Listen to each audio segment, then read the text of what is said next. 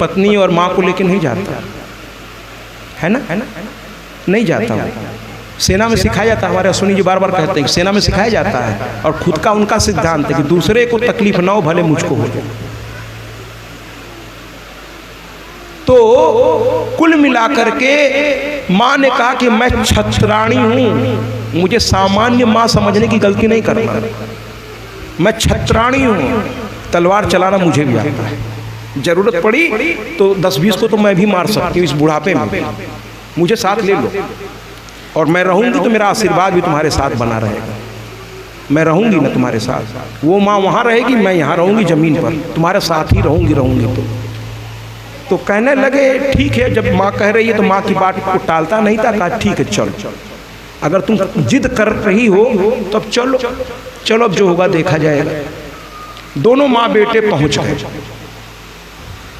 राजा सुबाहु को पता चल गया कि सुदर्शन आ गया, वो समझ गए बिटिया ने खबर दी होगी, ऐसे तो आता नहीं, लेकिन उन्होंने आतिथ्य इसका किया, अच्छे जगह पर ठहराया, भोजन पानी की व्यवस्था की कि आप मेरे अतिथि हैं, और अतिथि देवो भवः, अतिथि भगवान का भेजा हुआ ही एक स्वरूप है, उसकी सेवा करिए।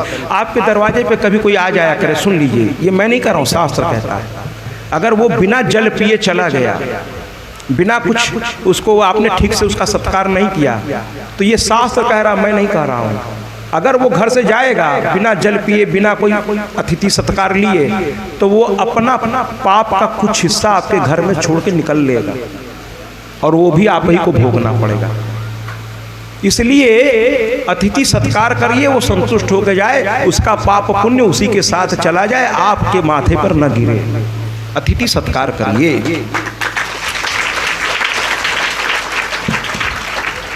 अतिथि सत्कार करिए, उससे आपको पुण्य ही मिलेगा, कोई भी अतिथि हो। और अतिथि कौन होता है महाराज, कि जिसके आने की तिथि सुनिश्चित न हो, और तिथि वही अतिथि, बिना बताए धमक आएगा, अब खिलाइए पिलाइए, एकाएक सब व्यवस्था करिए, अतिथि यही होता है जिसकी तिथि सुनिश्चित नहीं है। कुल मिलाकर के इन्होंने व्यवस्था की, और पुत्री से पूछा तुमने बुलाया था, पुत्री ने झूठ नहीं बोला, कहा हाँ मैंने बुलाया था। तो कहे चाहती क्या हो, तो कहे बस इससे मेरा विवाह कर दीजिए, बाकी मेरे भाग्य पर छोड़ दीजिए। ये मैया का आदेश, मैं झूठ नहीं बोल रही। पिता को विश्वास हो गया कि इतना जिद ये कभी करती नहीं, ये तो मेरी आज्ञा का पालन करती है, कभी आज तक मेरे बात को पलट के इसने जवाब भी नहीं दिया है, मैंने जो कहा है वही ये करती है। अगर यहाँ ये कह रही है तो सचमुच कहीं मैया तो इसको नहीं दिखी थी, और ये मुझे पाप से बचाने के लिए मना कर रही है। ऐसा नहीं है कि मुझे मना कर रही है, कि मैया का आदेश है। बार बार ये कह रही है मैया, ये नहीं कह रही कि मेरा मन है, मेरा मन है वो बात की बात है, लेकिन मैया का आदेश है। अंत में राजा सुबाहु तैयार हो गए, और चुपचाप, चूंकि सब राजा आ चुके थे स्वयंवर के नाम पे, तो चुपचाप जो है क्या कहते हैं, रात में दोनों की शादी करा दी गई। अब राजाओं को पता चल गया कि बताओ इस स्वयंवर का बुला करके और रात में चुप्पे से शादी कर दी, हम सबका अपमान कर दिए। ये क्षत्रिय मान अपमान का बड़ा ध्यान रखते हैं। तो कहे मेरा अपमान कर दिया इसने, बताओ बुला करके एक बार लड़की स्वयंवर में आती और जिसके गले में वरमाला डाल देती, ठीक है इच्छा स्वयंवर है ही, यानी इच्छा से चुनने का स्वयंवर है। स्वयंवर भी कई तरह के होते थे, इच्छा स्वयंवर, पण स्वयंवर, जिसमें शर्त होती थी कि ये करोगे तो ये, जैसे राम जी के उसमें शर्त थी कि ये धनुष जो उठाकर इसकी प्रत्यंचा चढ़ाएगा वही सीता को प्राप्त करेगा, वो शर्त थी वहाँ। और ये इच्छा स्वयंवर था, लड़की चुनती थी मेरा पति कौन। तो राजा सुबाहु ने कहा इच्छा स्वयंवर था महाराज, मैं आप लोगों से हाथ जोड़ के माफी मांगता हूँ, चूंकि अधिकार मैंने अपनी लड़की को दे दिया इच्छा स्वयंवर के नाम पर, और उसने अपनी इच्छा से सुदर्शन को चुन लिया, इसलिए मुझे विवाह करना पड़ा। अब उसका जो हो सो, राजा वहां कुछ बोल नहीं पाए, सब बाहर चले गए, सब बाहर चले गए। लेकिन गुस्से में इतने लाल पीले हो रहे थे। और एक चीज बताएं, जब आप किसी को नाराज करते हैं तो आपके शत्रु इसी तलाश में रहते हैं, और जैसे ही आपने किसी को नाराज किया तो आपके शत्रु उसको और भड़काने के लिए पहुंचाते हैं उसके पास। देखे हम कहते थे ना ये ऐसे ही है ये कि आग को और भड़काते। तो युधाजित ने क्या किया कि राजाओं को गुस्सा है, मिला लो सबको। कहा बताइए शेर के शिकार को एक ये बानर लेके जाएगा, न इसके पास राज्य है, अरे इसके पास शक्ति होती तो मुझसे लड़ाई करके ना राज्य तो वापस ले, पहले विवाह करेगा ये। हम लोग इतने बड़े बड़े राजा मूर्ख हैं जो यहाँ आके चले जा रहे हैं। सबने का बात तो ठीक है।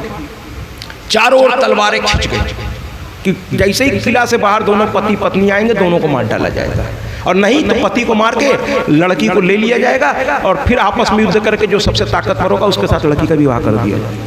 मतलब बताइए साहब।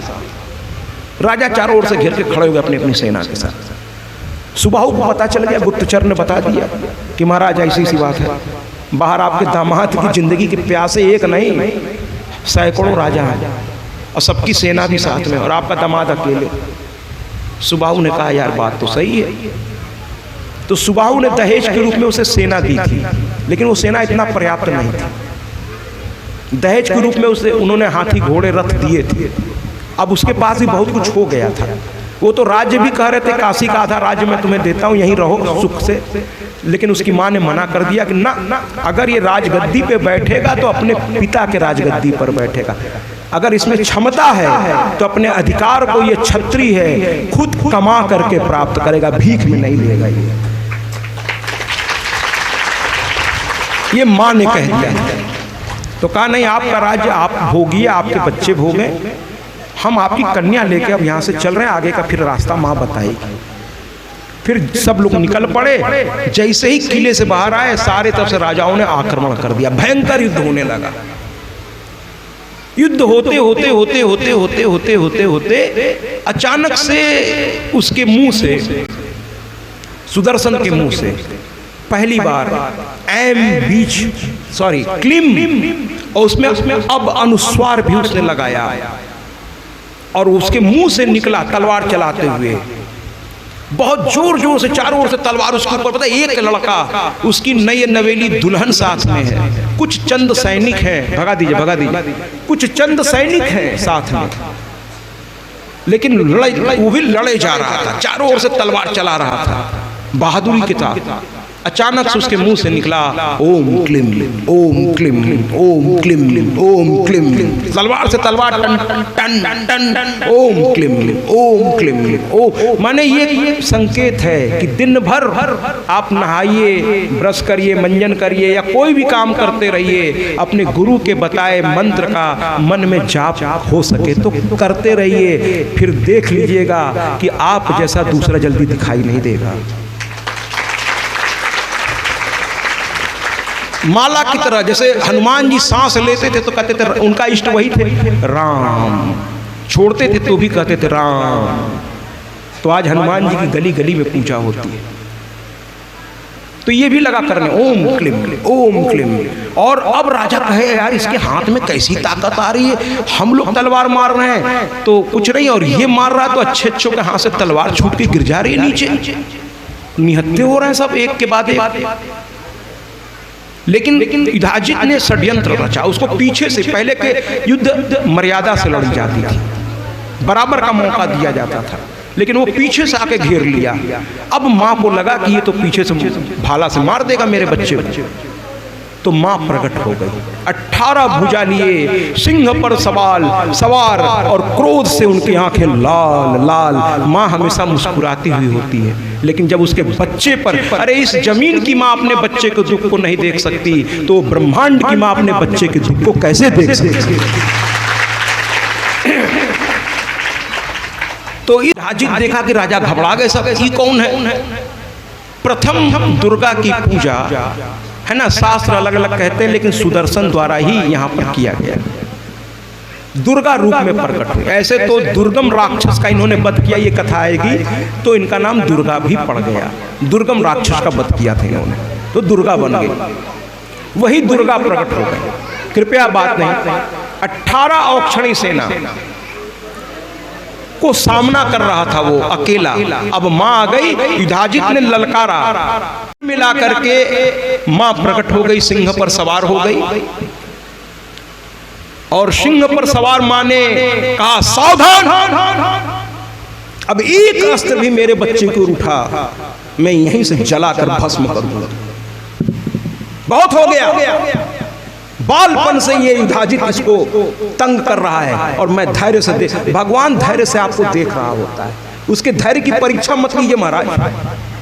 अगर आप मनमानी करते जाएंगे, एक दिन भगवान का सब्र भी टूट जाएगा। भगवान बड़ा धैर्य रखता है कि अब सुधर जाओ, अब सुधर जाओ, अब सुधर जाओ। मौके पे मौका देता है, और हम उस मौके को उसकी कमजोरी समझ बैठते हैं कि देखो हम ये कर डाले, हमारा कुछ हुआ का, ठीक है करो और करो, किसी दिन होगा सब सूद समेत तो वापस हो जाए।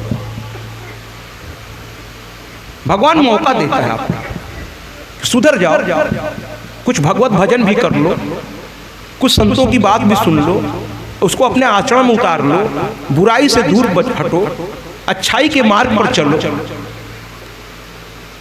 एकादश स्कंद श्रीमद् देवी भागवत सब कुछ कहने के बाद वो जब 7वां 8वां दिन आएगा तो मैं एकादश स्कंद में जब प्रवेश करूंगा तो कहते हैं मां को पाने का सबसे सरल उपाय क्या है? तो कहते हैं सदाचार से रहिए, सद आचरण करिए और सत्य का आश्रय लीजिए।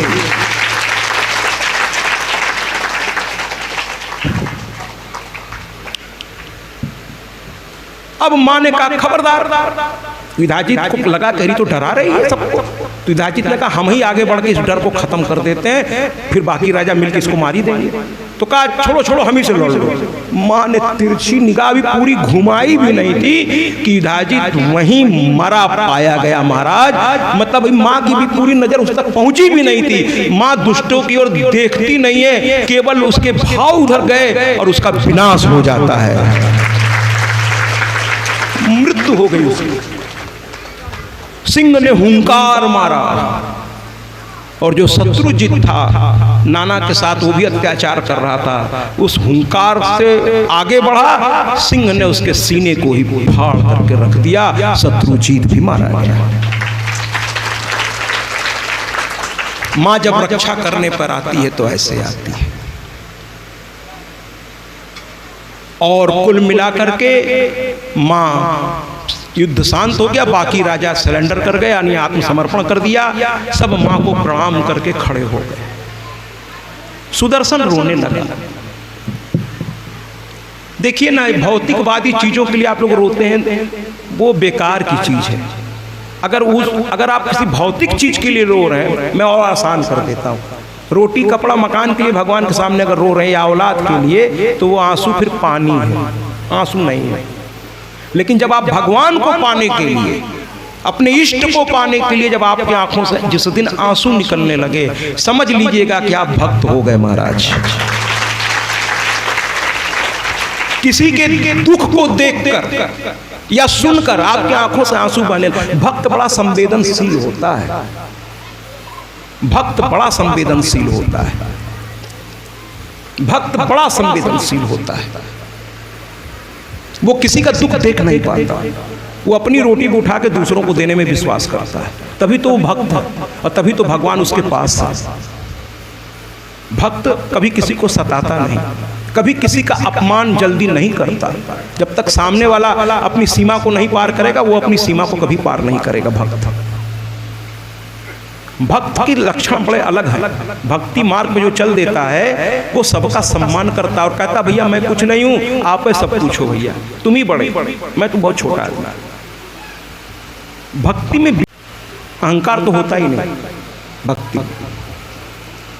तो कुल मिलाकर के सुदर्शन रोने लगा।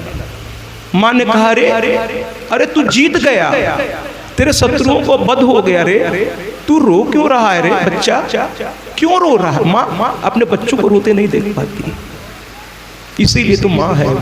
पिता भी नहीं देख पाता, ऐसा नहीं कि पिता देख पाता, नहीं पिता भी नहीं देख पाता। क्या क्यों रो रहा है? कहने लगा माँ देखिए भक्त ये कहता है, सुन लीजिए भक्त क्या कहता है। कहता है माँ तेरे लिए मैं बोझ हो गया ना, मेरे चलते तुझे अपने मणिमय द्वीप से चलकर यहाँ आना पड़ा, मेरी वजह से तुझे युद्ध करना पड़ा। अरे धिक्कार है मेरे जीवन को कि एक बेटा के रहते उसके माँ को युद्ध करना पड़े, धिक्कार है मेरे जन्म को। भक्त ऐसे सोचता है। कि भगवान को तकलीफ न हो। एक बार एक जगह हम लोग कथा कर रहे थे और उस कथा में आयोजक तो बहुत अच्छे थे, लेकिन उनके जो नाते रिश्तेदार आए हुए थे महाराज, एक से एक बढ़कर थे। तो कुछ लोग गाड़ी लेके रात में घूमने निकल जाया करते। अब बताइए महाराज, रात में अपनी अपनी गाड़ी पे कार में बैठ के 10-10 लोग 8-8 लोग घूमने निकल जाए रात में। वहाँ एक खूनी चौराहा था और एक दिन, जिस दिन आखिरी दिन की कथा बची थी, कुछ नौजवान लड़के महंगी गाड़ी में पिता ने दे दिए, चला रहे। वो गए और वो गाड़ी इतनी तेजी से चला रहे थे कि अचानक से मोड़ आई। मोड़ पे उन्होंने मोड़ा, गाड़ी पलट गई। अब पलट ही नहीं गई, बगल में गड्ढा जैसा था, गाड़ी 4-5 घुलटियां खाती उस गड्ढे में चली। लेकिन आप आश्चर्य करेंगे, क्योंकि जो भक्त था वो नंगे पैर दिन भर हम लोगों की सेवा और माँ की सेवा में लगा रहता था। और वो उस लड़के का मामा था, मतलब जो मेरा भक्त था, मेरे मैया का। बड़ा कलंक हो जाता अगर भांजा को यहाँ कुछ हो जाता, जबकि भांजा ने बहुत बदमाशी की थी। जैसे ही फोन आया घर में कि वो तो गाड़ी पलट गई, सब परिवार रोने लगा कि हो गया, कथा खत्म हो गई, जाओ। 9वें दिन आकर के राक्षस ने विध्वंस कर दिया, मर गए होंगे सब। जब 4-5 गुलाटी वहाँ से किसी ने फोटो भी खींच के भेज दी, गाड़ी एकदम से पिचक के बराबर हो गई थी। अब सब रोते गाते भगे। हम सुबह हम उठे, हमको ये सूचना मिली, हमने कहा हो गया कल्याण। उस समय बस एक ही चिंता थी कि अब क्या होगा। बताओ, 8 दिन की तपस्या भंग हो जाएगी उस आदमी की। मुझे अपने से ज़्यादा उसकी चिंता थी। मेरा क्या है, मैं तो अगली कथा में चला जाऊँगा, वहाँ पूरा कर लूँगा। लेकिन वो जो आयोजक है बेचारा, जीवन में लोग बड़ा सब करते हैं तब जाके ये कथा होती है, हम के उसका क्या होगा। मैं यही सोच के मैं परेशान, कितना भक्त हमेशा हाथ जोड़े खड़ा रहता था। हम कितना भक्त, अब इसको यही दुख। मैंने जल्दी मैं माँ के सामने किसी के लिए मांगता नहीं महाराज, मैं झूठ नहीं बोलता, मैं मांगता नहीं। मैं कहता हूँ तुम्हारे कर्म में अगर ताकत है और तुम्हारी साधना में ताकत है तो मेरी माँ तुम्हें खुद दे देगी, उसके लिए मेरी तुमको जरूरत नहीं है। मुझे व्यवसाय नहीं करना है, मुझे धर्म को धर्म ही रखना है। आजकल तो तरह तरह के बाबा जी लोग आ गए, मैं नाम किसी का नहीं लूँगा। कुछ लोग पर्चा बनाने का भी काम करने लगे हैं।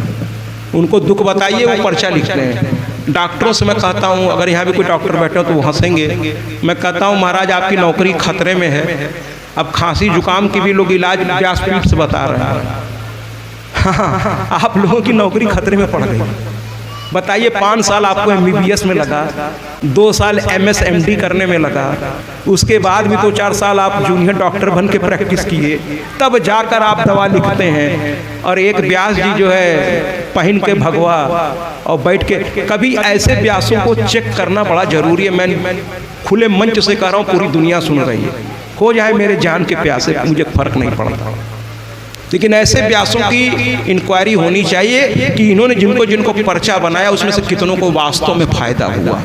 उस दिन ही इनकी सच्चाई सबके सामने आ जाएगी।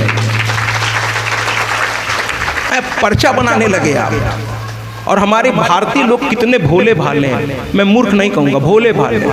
वो सोचते हैं बस बाबा जी के पास चलेंगे, बाबा जी ऐसे जादू की छड़ी घुमा देंगे, हमारा सब दुख दूर। अरे बाबा जी दुख नहीं दूर करेंगे, बाबा जी तुम्हारे कर्म में सुधार करेंगे। बिना कर्म सुधरे, कहते हैं ना, बिना दिशा बदले दशा नहीं बदल सकती।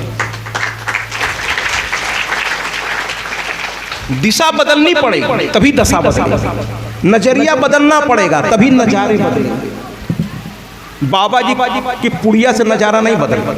मैं ऐसे बातों का विरोध करने ही निकला हूँ महाराज, और जब ऐसा कहता हूँ बड़ी दिक्कत हो जाती है मुझको। लेकिन क्या करूं, अपने आदत से लाचार हूं, पंगा लेने की मुझको आदत पड़ गई, तो ले लेता हूं पंगे। इसी तरह एक और संत है, मैं नाम नहीं लूंगा, उनके यहाँ बैठ जाइए कथा में, वो कथाएं नहीं करते, वो यही कहते हैं अगर सर में दर्द हो तो ई पीस करके चढ़ाए दो, पैर में दर्द हो तो ई पीस के चढ़ाए दो। हैं वो तो कहिए, थोड़ा सा इशारा कर रहा हूँ, वो तो कहिए भोले बाबा हैं जिन पर वो कहते हैं कि ये चढ़ा दो, चढ़ा दो, कर दो, वो कर दो। अगर कोई दूसरा देवता होता आके मारता दी झापड़ की, तुम कही देते हो सब आके हम पे पीस पीस के चढ़ा रहे हैं, कितना झेलें, और इससे कुछ होना है नहीं, ये काहे कर रहे हो। कि फरारी गाड़ी पे घूम सको, करोड़ों रुपए की गाड़ी, करोड़ों रुपए का आश्रम है, लोगों को मूर्ख बनाकर। इसके चलते धर्म से लोगों का मन हट रहा है। धर्म को व्यवसाय लोगों ने बना दिया। आप गलत नहीं है महाराज, अगर आप कहते हैं कह रहे हैं तो इधर ठको, बिल्कुल सही कहते हैं आप, क्योंकि आप ऐसे ही व्यासों से मिल ही रहे हैं महाराज। आप खुद जाते हैं उनके पास, आप विद्वान कहाँ खोजते? आप तो आसपास पूछ लेते हैं कौन अच्छा बोलता है, हाँ उन्हीं को बुला लो। आप उसके इतिहास को, भूगोल को, और आप तो बड़ा अच्छा तरीका है, आजकल तो मीडिया का जमाना है, किसी को व्यास को बुलाना, पहले उसकी कथाएं देखिए, सुनिए, उसको समझिए कि इससे वास्तव में लाभ होता है इसके कहने से, फिर उसको आप बुलाइए, वो चाहे कोई हो, उसके पीछे पड़ जाइए, मेरे यहाँ आइए। क्योंकि विद्वान जल्दी हाँ नहीं करते, और हाँ कर दिए तो फिर निश्चित है कि वो आपके जीवन को बदल के ही जाएंगे, बिना उसके वो जाएंगे ही नहीं। जितना हो सकेगा करके जाएंगे, बाकी आप साधना करिए तो अपने आप वो चीज़ धीरे धीरे अच्छी हो जाएगी।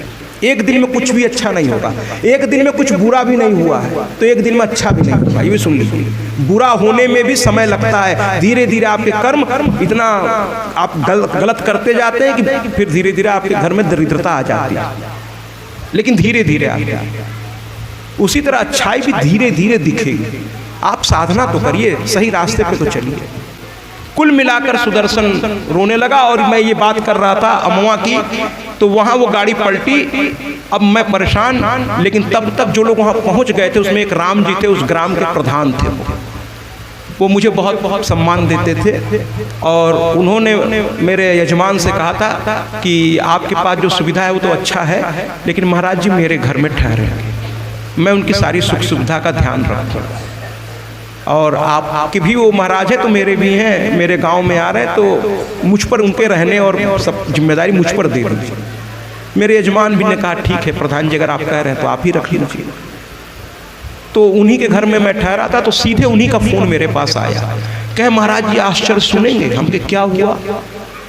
कहे जब ये गाड़ी पलटने जा रही थी, अचानक से सारे शीशे टूट गए महाराज, और उसके अंदर के लोग बाहर की ओर फेंका गए। किसी को ना हाथ टूटा है, ना पैर, छोटी मोटी केवल खरोच आई।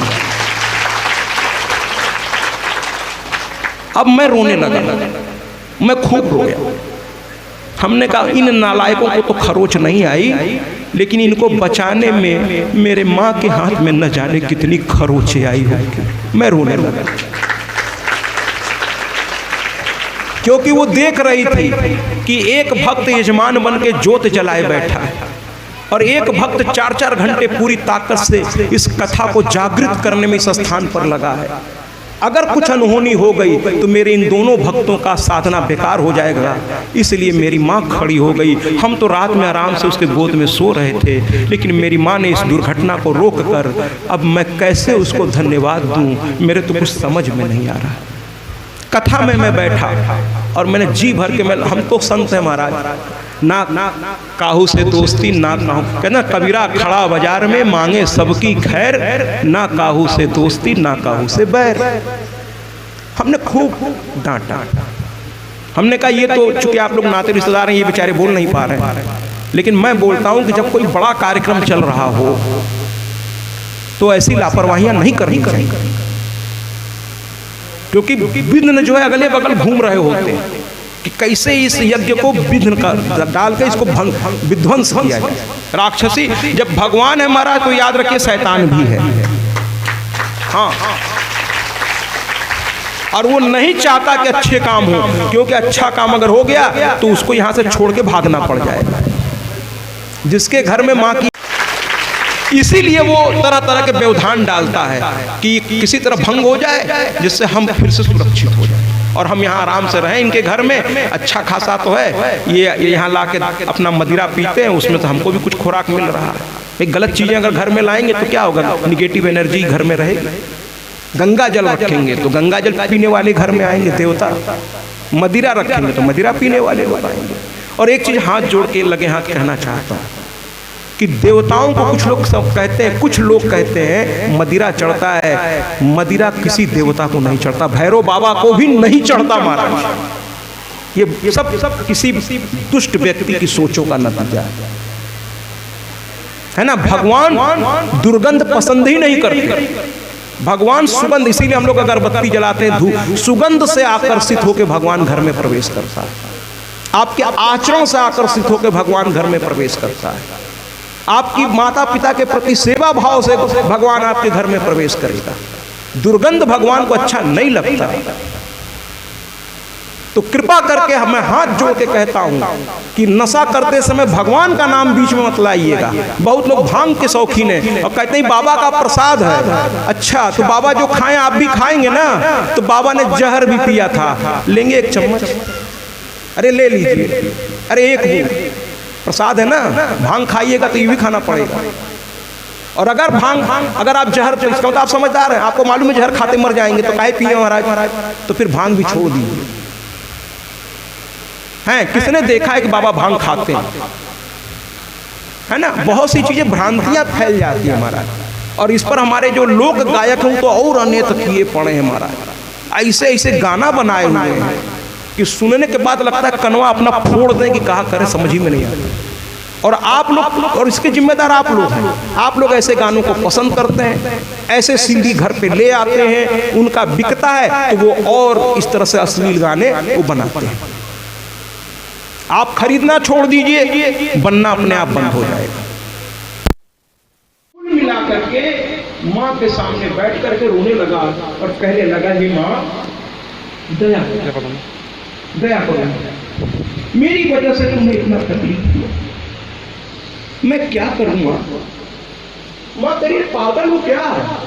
अरे मेरा पगला, प्यार से माँ करो, मुझे कोई तकलीफ नहीं है, मैं तो साधुओं की रक्षा के लिए और दुष्टों के संहार के लिए। मेरा वचन है कि जब जब पृथ्वी पर अनेक होगा, हर देवता ने ये वचन दे रखा हमको, आपको, हम ही उसको नहीं पुकारते।